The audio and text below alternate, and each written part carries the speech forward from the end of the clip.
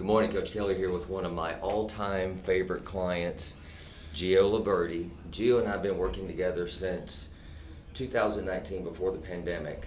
So we've gone through the pandemic together. He's gone through a couple of job changes, which that's always that can always be a struggle. He's lost a significant family member, along our working journey together. And Gio's biggest goal has always been to lose weight. And I'm saying collectively, we have not got it done. And so we're sitting here this morning, we're going to do a full reboot in the spirit of turning your computer off and on. We're starting from ground zero. And so we're going to go through a brand new nutrition consult. And again, we're starting from scratch, even regardless of the history that we've had working together. And so before we jump in, do you have anything that you want to add? Not particularly. Been great working with Kelly for 3 years now plus. Like he says, he's given me the recipe, but just gotta actually cook it. So this full reboot be a great starting point to do that. Okay, so here we go. Obviously, we're trying to lose weight. Mm-hmm. What goal? I mean, what are we trying to get to? Is there a number in mind that you'd like to get to? Well, I have a number in mind, of course, but as you've been telling me, I shouldn't tie my psyche to a number, right? Right. So getting fit and healthy is ultimately the goal. I'm approximately 342 pounds now. Okay.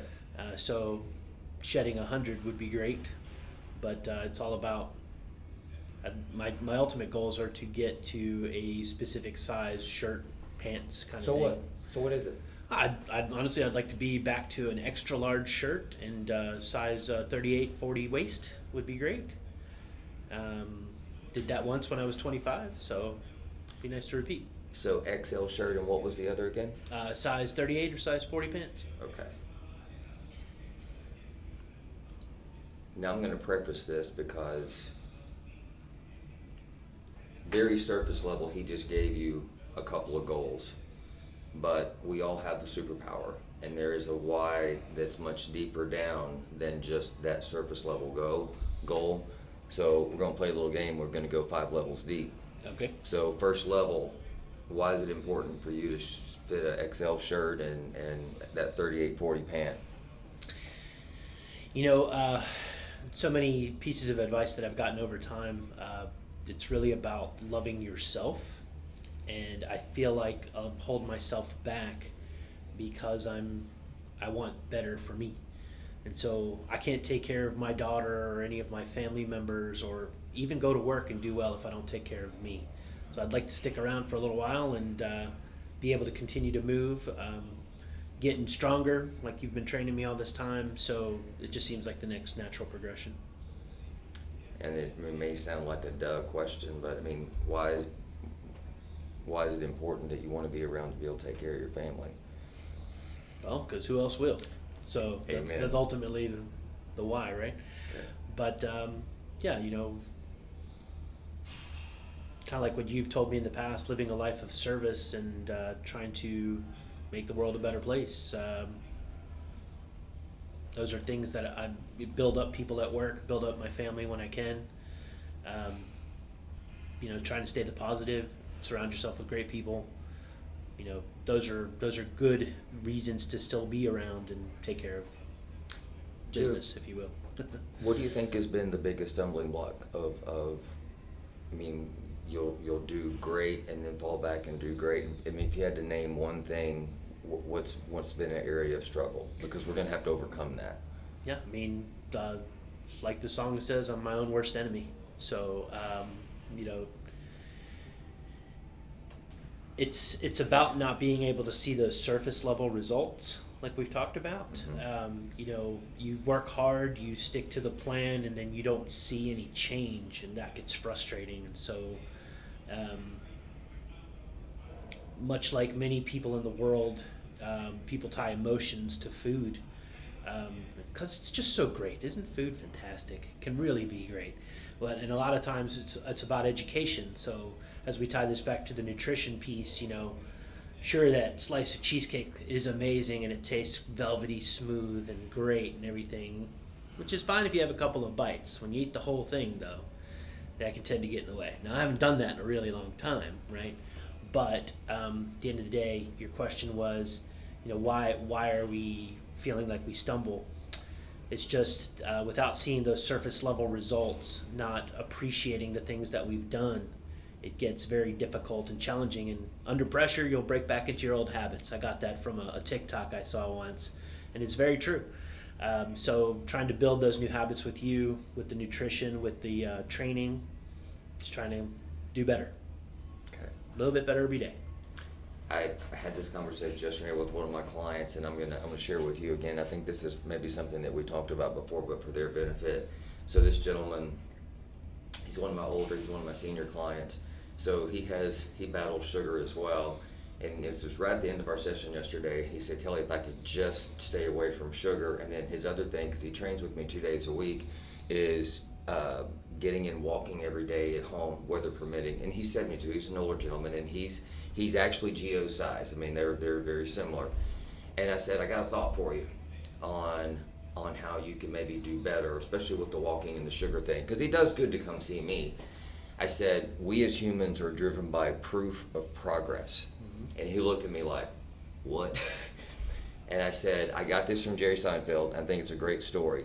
So article I read about Seinfeld a few years ago, and the interviewer asked him, what if you could name one thing that you would tie to your early success, but say a habit that you had, what would that be? And Jerry said, my calendar. And the interviewer was clearly confused with that, and he said, all right, what do you mean? He said, well, when I first started, my goal was to write every day. He said, and I had a big honking wall calendar, and every day that I wrote, X on the calendar. He said, some days I wrote gold, some days I wrote crap, but that wasn't the goal. The goal was to write. Now, in the early days, there wasn't a lot of proof of making progress, but he could see the X's on the calendar. And he said it got to be a game after a period of time that he was not going to break that string of X's. That in modern lingo, and I'll explain more in a moment, that's called gamification. But that simple little mind trick that he played with that calendar every day, that helped build in the early discipline for him to write long enough then to be able to mine the gold that was arguably a pretty successful career. But that's how he got started writing comedy, playing mind games with his calendar.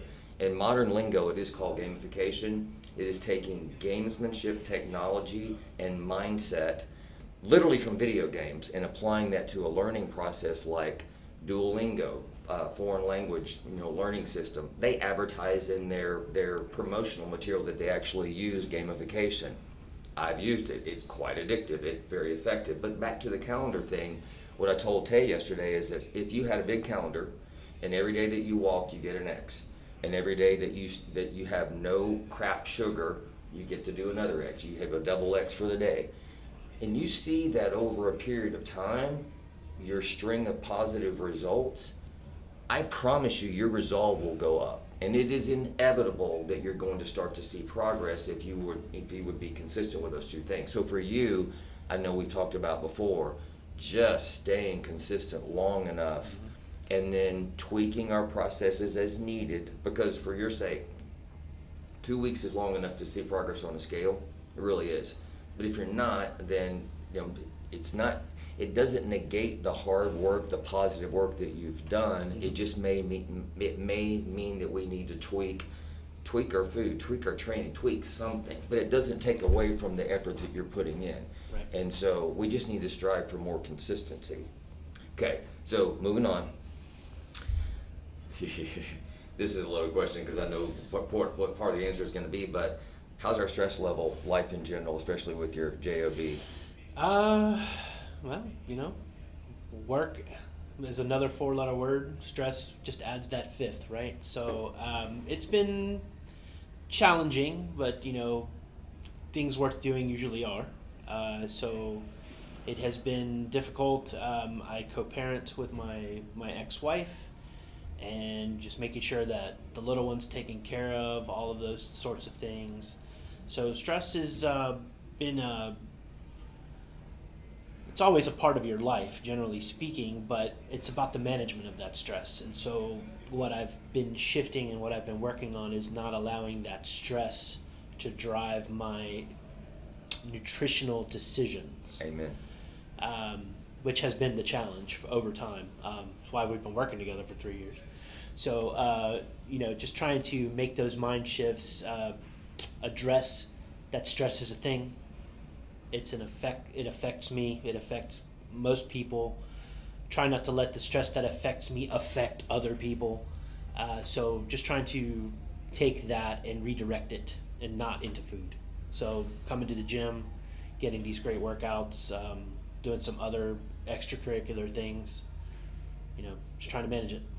So emotional eating is something that a lot of people struggle with. I mean, a lot of people struggle with. And one of my favorite blogs that I wrote is entitled Food, Liar, Thief, Destroyer. Because in the moment, when you're craving food, when you're feeling emotionally down and you're thinking the food is going to provide the pick-me-up, it's not. I mean, it may taste good in your mouth for the moment, but it will do nothing to solve the situation. And I try to teach my clients that they can learn to disassociate that food is not the answer. What you're looking for is a mood shift, but you need to seek a solution outside of food. I mean, call a best friend, go to a movie, go for a walk, go do something, but do something else non-food related, because the food is not the answer. But that's easier said than done. The food is not the answer. So how about our sleep? How much sleep do we get at night? I'm a pretty good sleeper. In bed by 10, up by 6. So that's not bad. It's pretty 8 hours. There's some fluctuation, but it's very infrequent. So it's pretty good across the board, so to speak. So for your benefit, and the reason why these two questions are back to back, if someone's seeking to lose weight, elevated stress can make it difficult for your body, really to the point of you can have elevated cortisol levels. And if your cortisol is your stress hormone, it's really an energy mobilizer, but if you're stressed to the gills, your cortisol levels could likely be elevated. It can make it harder to drop body fat. If you're stressed from life and you're not getting enough sleep at night, it's a double whammy because your body perceives that as a stressor as well. So if you're guilty of both, it's just not good. But you're making strides in handling stress in general, and I'm glad that your sleep is what it is. So yeah, well, just another comment on the sleep. The only reason I'm sleeping as well as I am is I do have a degree of sleep apnea because of my weight. So sleeping with a CPAP machine has been what has gotten me that good quality of sleep. Well, how great will it be when I no longer require it? If that's one of the fundamental benefits of being able to shed some of this weight. Well, we are, whether you're able to get rid of the CPAP or not, we're going to get the weight part done. Yeah, absolutely. So I want to go through day in the life with what you've been doing with your food, and then we're going to re-engineer accordingly. For sure. So what are we doing first thing in the morning?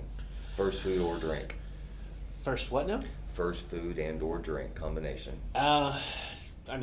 Short of a bottle of water in the morning, just to kind of hydrate, shake the cobwebs off. Morning breakfast can consist of a cup of coffee. We do a couple of Splendas, a couple of French vanilla. What is that called? Coffee Mate? Coffee Mate, whatever. Okay. And breakfast can be a plethora of different things. From the sausage, egg, and cheese croissant, which is packed in tons of calories, to more of scrambled eggs with a little bit of egg white and turkey sausage and potatoes. So we run a gambit. But ultimately, my goal has been to try to keep the breakfast to 500 calories or lower. Now that croissant thing, that's not from home. That's store-bought. Okay. Yeah.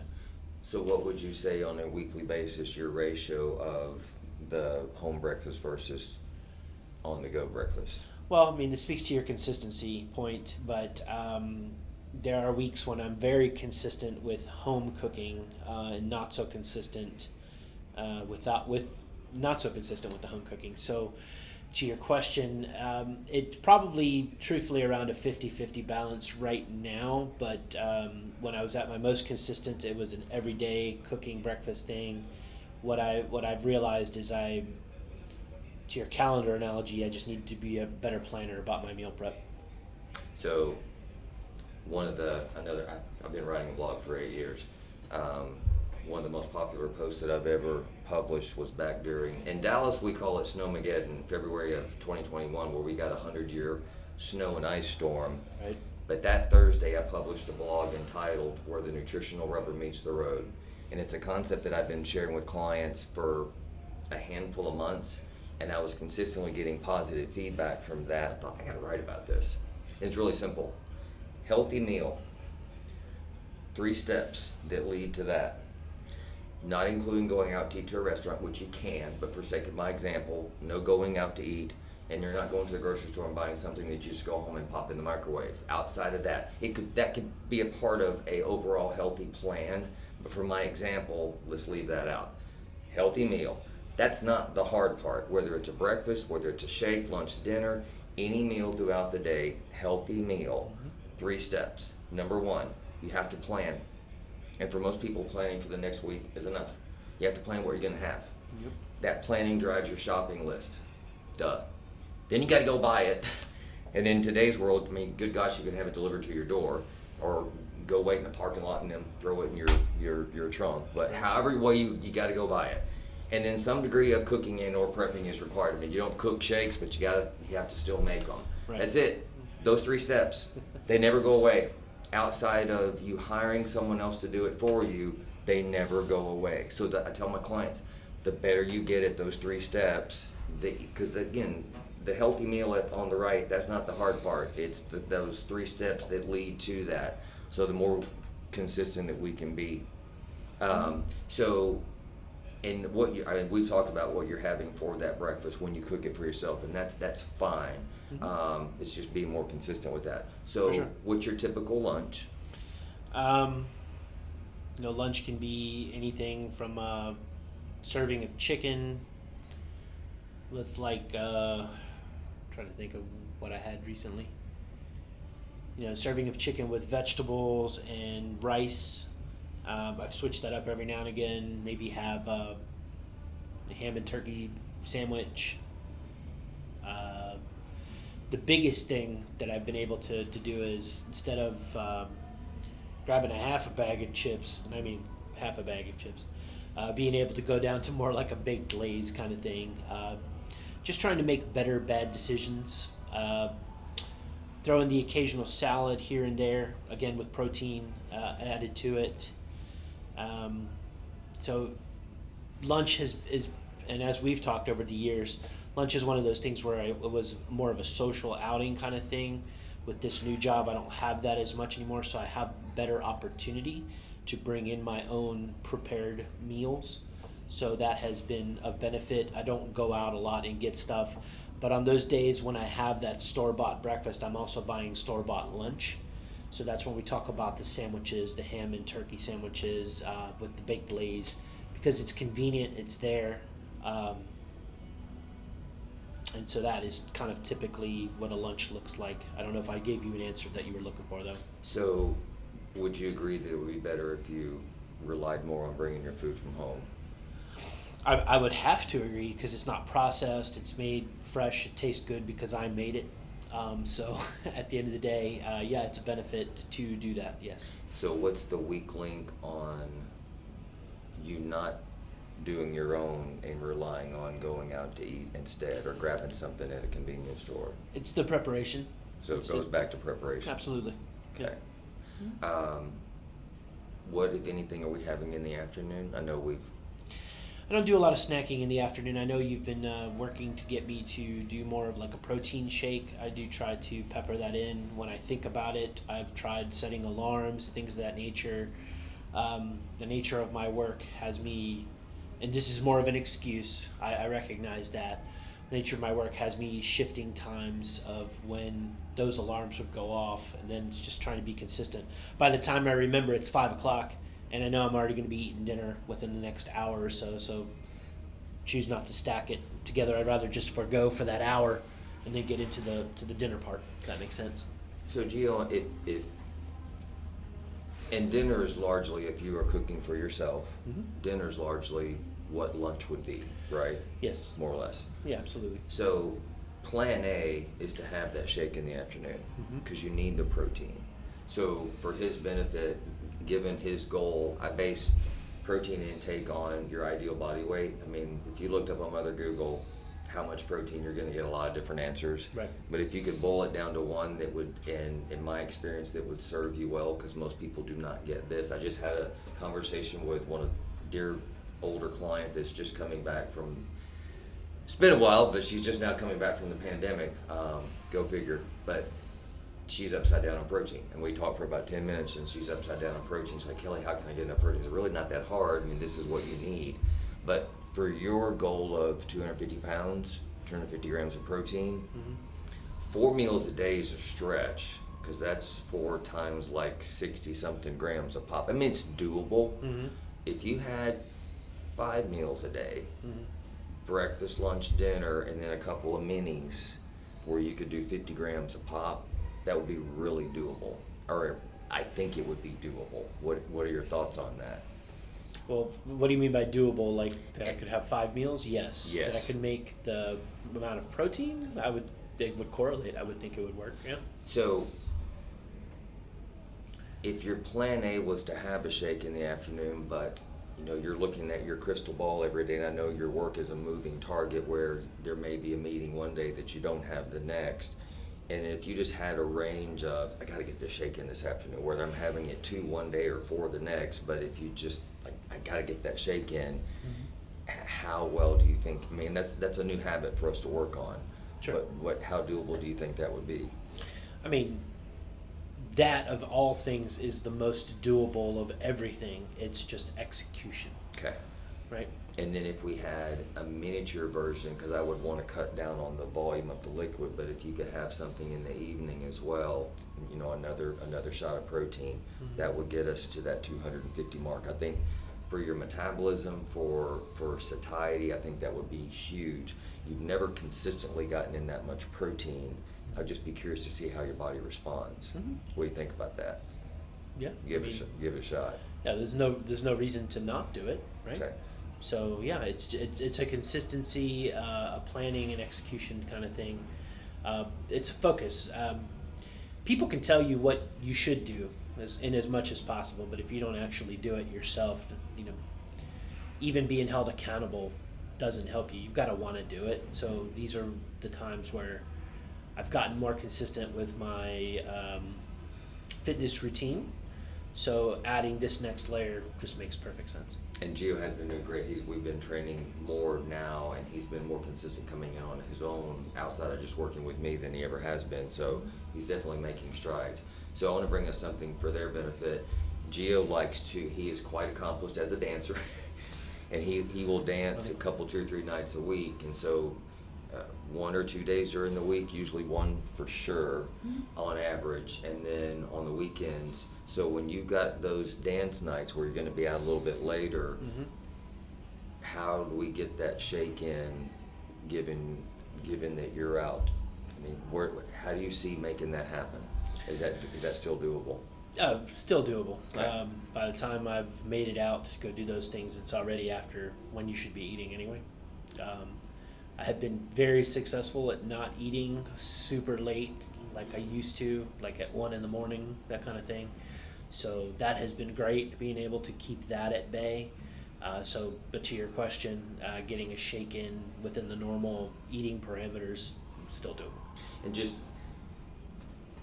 while I'm one of the hats that I wear is consumer advocate, and there is a type of product on the market, the acronym is an RTD, ready to drink, as in protein shakes, and they come in a wide variety of brands and sizes and flavors and etc. But there's some pretty good products on the market when it comes down to convenience.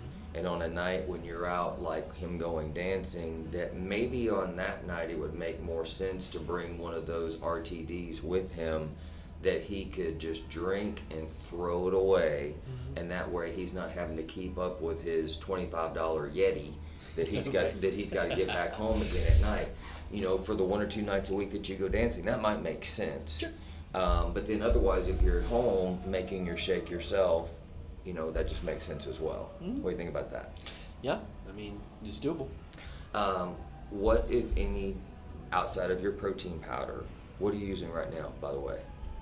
What do you mean? What brand of protein powder are you using? Oh, I have no idea. It's a bottle that sits on my kitchen counter. I don't recall. Okay, so you owe me a picture of that. Yes.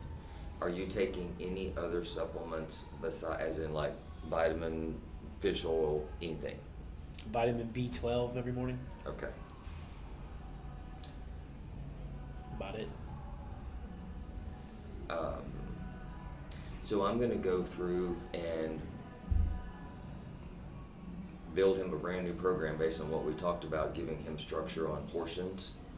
And then, I mean, obviously the planning portion on the weekend to set yourself up, and he has been doing meal prep a lot more lately, but to set yourself up for your meal prep, that's going to be a critical skill to set you up for success during the week. Sure. What do you think about this? All doable. I've done it. It's really consistency, accountability, and execution, right? So, can I do it? Yes, I've already proved it. Can I keep up with it? Is the difficult piece. You know, keeping up with a diet. So many people that go on so many different diets. That's why it's $1 billion industry plus, right? But $1 trillion industry maybe. But at the end of the day, diets only work for so long. So one of the things that Kelly's helped me do is not think of it as a diet and really just think of it as a lifestyle change, a goals to continue to go up. And we have this analogy that Kelly gives me regularly. So, you know, if you were in a car driving and you decided to slash a tire, and I'll let him tell it because he tells it so much better. But at the end of the day, I'm trying to keep from having the 4-tire blowouts, and every now and again it happens. You know, in Texas, I think there's an accident every 58 seconds. So if I have a blowout every other week or something, the biggest thing that Kelly's helped me do is get over the fact that it's okay. Just get up, start again. Tomorrow's a brand new day. You want me to tell him? Yeah, tell him the story. So, who's been on a diet? Okay, all hands should be up. And so, imagine this little scenario. You go out with a group of friends, and you're on this brand new diet, and this is the one that's going to make all your dreams come true. Unfortunately, your friends are not on your new diet, and you're at a restaurant, and they are eating and drinking and being merry, and you are just white knuckling the tablecloth to keep from giving in to the fun. And you didn't order the appetizer, you ordered a good whatever, your entree, and then it comes down to dessert.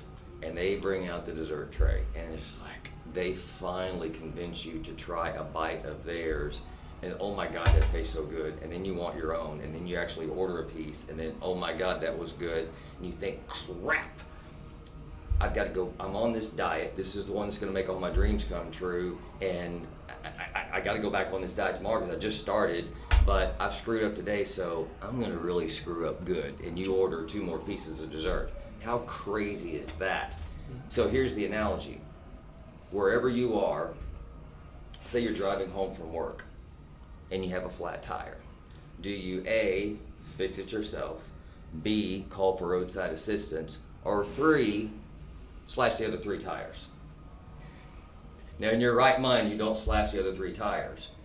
And as logical as that is, going back to the restaurant scenario, that's exactly what you did when you ordered the other 2 pieces of dessert or whatever you had, just because you had the one.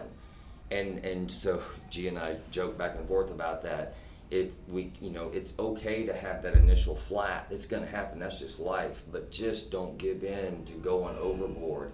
And it's easier said than done, but so many people have that mindset that they feel like if they make a oops on their diet and they've really screwed up, then it's like, I'm going to go ahead and really enjoy myself because I got to go back on my diet tomorrow. And it just it shouldn't be that way. So I have homework. I will get this to you this weekend. Do you have Sure. any questions for me?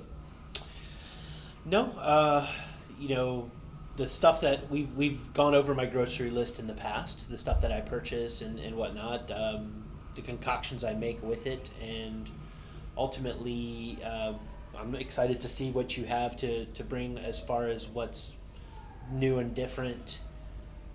How can we take one thing and apply it? And Kelly's really great about saying, let's add that one step a little bit at a time. Now add that next one when it's logical. So I'm excited to see what this can bring.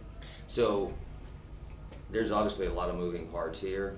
I think for you, the consistency piece, just an overall striving for consistency, and that there was, I mean, because we could go after multiple things, but consistency but your meal prep on the weekend, that really sets you up. Yes. Because if you don't get the meal prep done fully, and then you end up going out to eat either for breakfast. And I think if you have it for breakfast, unless you just like, you brought your lunch with you, but if you start the day right, you have breakfast at home, good breakfast, and then you have your food at lunch. I mean, you're just setting yourself up for success the whole day through. But if you start yourself off with the sausage, egg croissant at wherever, it's like you're already starting off kind of on the negative. You know, you're kind of screwing up, and Sure. it just kind of lends itself to not making as good a choices, you know, for the rest of the day. So I think consistency is huge.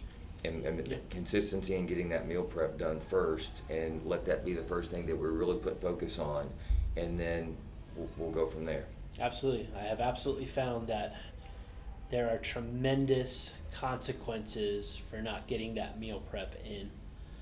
And they don't have to be negative all the time, but on a journey like this, they can be your biggest obstacle, right? So getting that meal prep in, not making the excuse, getting it done, to your point, is that setup for success.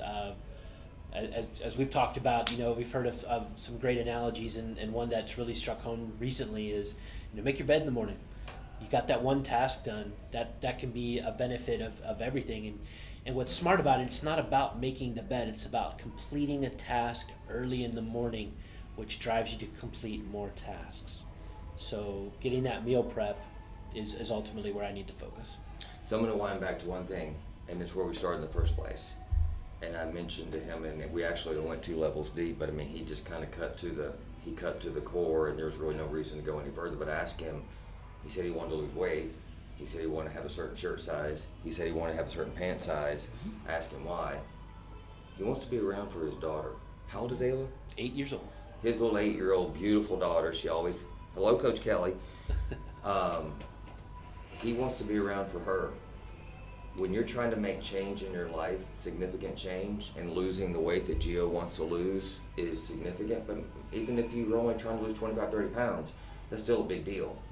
There's going to be days that you don't feel like meal prepping, exercising, shutting off Netflix and going to bed because you need to get your sleep.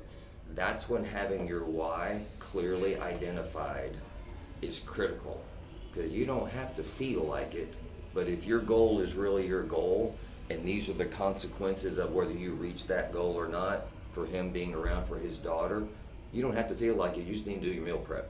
You don't have to feel like you just need to go work out, and you need to go to bed on time, and etc. Apply that to yourself. And so for him, for you, not only identifying that why, but literally having it printed out. You can use note cards, however you want to do it, and have those posted around your life, on your fridge, on the mirror in the bathroom, on your steering wheel, on your computer, to constantly reinforce, this is why I'm doing that.